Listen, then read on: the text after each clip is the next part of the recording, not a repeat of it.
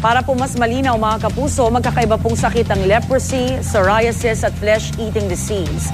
Ang leprosy o ketong ay isang nakakahawang sakit kung saan nagbubukol-bukol at nagsusugat ang balat. Sanhi ito ng isang uri ng bakterya na sumisira sa mga nerve ng katawan. Nagsisimula ang ketong sa pagkakaroon ng patches o marka sa balat. Maaari ring magkaroon ng pangungulubot ng mga daliri. Ang psoriasis naman ay isang immunity disease. Nagkakaroon din ng mga bukol ang katawan na tinatawag na plaques. Madalas na sanhi nito ang sobrang exposure sa araw, lamig, infection at stress. Nagsisimula po ang psoriasis sa rashes o pantal.